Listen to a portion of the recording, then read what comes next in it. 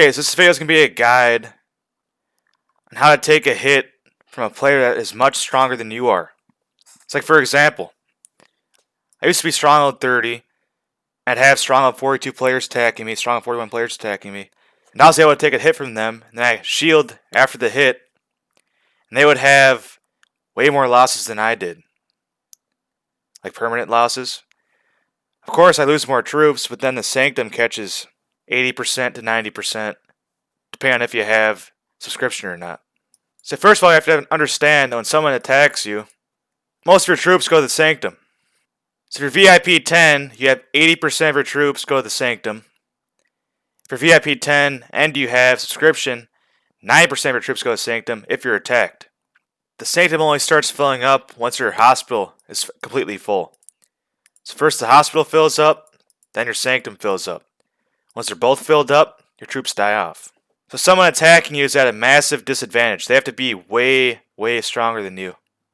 So you can be much weaker than someone, but then still cause them to have more losses if you just defend your castle.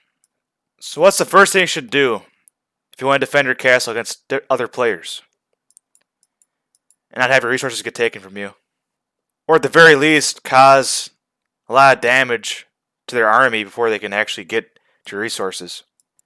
So first thing you want to do is go to your infantry, and you want to train your highest tier, even tier infantry. It's like my highest tier, even tier is tier 10. It might be tier 8 or tier 6. Then you want to train a massive amount of those troops. So for example, I have 1.75 million tier 10 infantry. As you can see, I only have 1 million cavalry, 1.2 million archers. So basically my archers plus my cavalry is like how much infantry I have. Infantry is very important because they soak up the damage when someone attacks you. They're the first troops that start taking damage. Your other troops also take some damage, but it's a small percentage. Your infantry are the front line. Your archers stand behind them. Your cavalry somehow are in front of the infantry, but they take less damage. Who knows? It's how the game's designed. Infantry takes the majority of the damage, then cavalry takes some damage. Archers take the fewest amount of damage out of all three troop types. So you want to train as many even tier infantry as you can. Now why even tier infantry? Because even tier infantry have an increased defense against archers. As you can see, all even tiers have increased defense against archers. Now the odd tiers have increased defense against light cavalry. But usually people attack you, they always send archers, because archers do a lot of damage. And they also usually send heavy cavalry because they kill off your infantry. So you want to have even tier infantry so you take less damage from archers. And also, beyond that, your even tiers are always targeted first, and odd tiers targeted last. So if you have like 100,000 tier 10 infantry, then like a million tier 11 infantry, tier 10s are going to die off first. If you have 100,000 tier 10 infantry and a million tier 9 infantry, tier 10s still get targeted first. It always goes lowest even tiers up to the top even tier. Then it goes to lowest odd tiers up to the top odd tier. The reason I want to have the highest tier infantry as well is because if you have like 5 million tier 2 infantry, they're going to fill up your hospital, fill up your sanctum. Then you're going to start having permanent losses. You want to avoid permanent losses at all costs. So you want to have the highest even tier infantry. Now for archers, you want to avoid the really low tiers. Especially bowmen, because they die off first. So if you have like 100,000 tier 1 bowmen, they're going to die off really fast. So you want to avoid low tier bowmen especially. Crossbowmen actually get targeted after bowmen. So your high tier bowmen take damage before your crossbowmen do. If that makes sense. So tier 2 archers don't even get attacked like at all until all the bowmen are knocked out. So crossbowmen don't even take any damage at all. So you want to avoid tier 4 archers because they're bowmen. They die off fast when you're attacked. And tier 7s also die off really fast. I wouldn't start training bowmen until tier 8 because at this point they actually have a high defense. And they protect your crossbowmen lower tiers. So yeah. Now with cavalry, you want to avoid the low tier light cavalry for the same reason, because they get targeted first, they die off super fast, so you want to have a small amount of them. But then with heavy cavalry at tier 3 and above, you can train those because they're not even targeted at all. Light cavalry targeted first. So you can have heavy cavalry. You want to avoid tier 5 light cavalry because they die off really fast. You want to avoid tier 7 light cavalry. I wouldn't start training light cavalry a lot till tier 9 because they have lots of defense and health. If you don't have tier 9 light cavalry, just train 2 of your top light cavalry, whatever those may be. Those will be your shield protecting the heavy cavalry. Same with archers. When you have 2 of your highest tier bowmen, that protect the rest of the crossbowmen. That is what your troop composition should look like. I cannot stress enough, you want to have lots and lots and lots of infantry. If you don't have infantry at all, your troops are going to die like flies. Infantry are very, very good at taking damage and soaking up damage. So you want to have a lot of them. Another thing that's very important is if you're online and you're attacking people, you know you might get attacked, you want to have your defensive boost on. This drastically improves your troops' ability. You want to have your 25% to defense of all troops. You want to have 25 attack to all your troops. If you're going to sleep during like a raid or something, kingdom raid, you know you have no shield, you should probably use your buffs before you sleep. So at the very least, it'll kill some extra troops of the enemy. Another thing some people probably don't know about is that you can get Labyrinth accolades every week. You want to always have these every single week. You just go here, buy them all. Accolades. What do they do? Army damage plus 10%. This is actually massive. That is a massive increase.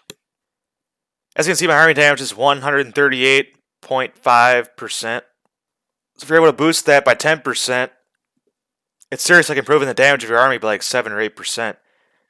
Just by doing that. From the accolade. And that's a huge increase. You can also get plus 10% to infantry damage, which really doesn't even matter at all because infantry don't kill a lot of troops.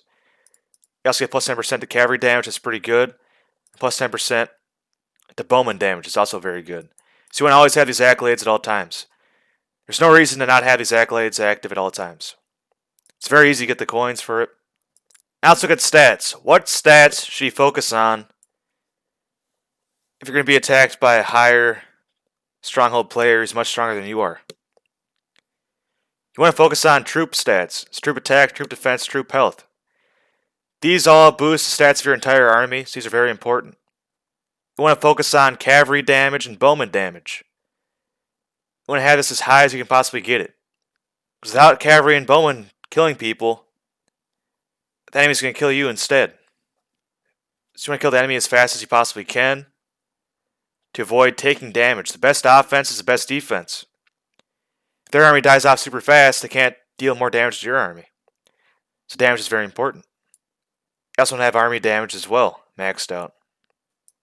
You want to have army damage received maxed, infantry damage received maxed, cavalry damage received maxed, bowman damage received maxed. You want to focus on infantry damage received first. Say take the most amount of damage, then get cavalry damage received second. And bowman damage received is third priority. You want to get all your dragon skills maxed out. They also improve damage and have damage reduction. So then what? Infantry attack does not matter at all. You do not have to worry about this whatsoever. They seriously kill off like nobody. They're useless. Infantry defense, infantry health is probably the most important thing when you're defending. If your infantry dies off super fast, the rest of your army is going to die off really fast as well. However, if you have like millions and millions of infantry, and you know you can take a hit and you only lose like a fraction of them, then at that point, infantry defense, infantry health aren't really that important. If you already have millions and millions and millions of troops. But if you don't, have millions and millions and millions of troops, of infantry, then you want to focus on these two stats. They want to have cavalry attack and bowman attack as high as possible because, again, if you're killing out the enemy faster, they do less damage to you because they don't live as long. Cavalry defense and cavalry health is fourth priority because they take some damage but not as much as infantry. They take more than bowmen. So then fifth priority would be bowman defense and bowman health, because they take very little damage. Unless your whole army dies, but at that point, it doesn't even matter because everybody else is dead. They'll die off super fast. Once your infantry is gone, your bowmen and cavalry die off like flies. It doesn't even matter what their defense or health is. And wounded conversion does not matter at all when you're defending. You can seriously have 0% wounded conversion, and your troops will still go to the hospital and they'll still go to the sanctum. So this stat is irrelevant. So yeah, sum it all up, you want to basically have as many infantry as you can possibly get. Like at least have it match your number of bowmen plus cavalry combined. If you have 300,000 bowmen and cavalry, you want to have 300,000 high-tier infantry. To offer them protections, they can sit in the back line and dish out damage. Then you want to have your cavalry attack and bowman attack maxed out, as well as damage stats for both of those maxed out. So you can just sit in the back line and kill off troops. Then you want to have your infantry defense and infantry health maxed, and all reductions for infantry. Those are basically the most important things you want to get first if you're going to defend against a higher and stronger player. The most common mistake that I see that most players make is they only train like 100,000 infantry, then they have like 1,000,000 cavalry and archers. Once infantry's dead, you're dead. You want to have infantry. Cannot stress that enough. I've already said it like 10 times, but it's really that important. Another way you can also boost your defense is to have your allies reinforce you. So if you're like a stronghold 35, you get a stronghold 40 to reinforce you or something. You can bait another stronghold 40 to attacking you. You can do all kinds of things with reinforcements. So it's also a very important tool to defending your castle. Get reinforcements. If you can. Another very important thing, and probably the last thing I'm going to say, is you want to have Dragon Idol. If you're attacking somebody, you want to make sure you have Dragon Idol. Because if you have no dragon in your castle, your troops are going to die like they're tier 1 troops. Seriously. You want to have Dragon Idol. The dragon stat increases are so effective. You want to always have a dragon in the castle, whether it be like a relic or dragon blade or something. If you're going to farm without your dragon. Leave the dragon in the castle. Be smart. Don't be dumb. Then also, don't have farm gear on. Like ever. All it takes is some guy to attack you and you have your farm gear on. And guess what? Our troops are dead. Only have farm gear on if you have a shield on. You want to always have your combat gear on at all times. And if you're really, really, really weak, you can just basically hide your troops if you don't want them to die. But in my opinion, fighting off your enemy and killing their troops is the best way to do it. Your troops just go to the hospital. They go to the sanctum. They heal for free from the sanctum. But guess what? They also heal for free from the hospital as well.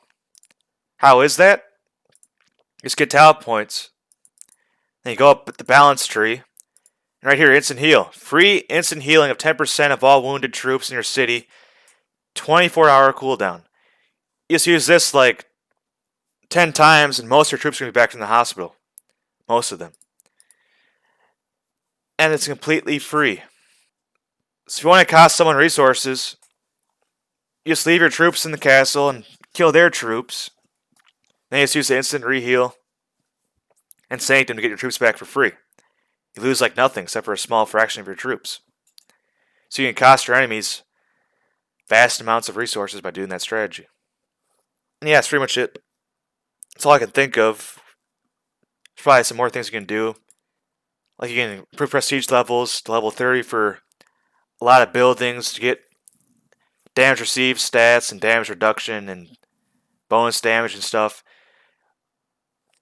You want to have any damaged buildings or damage received buildings at level 30.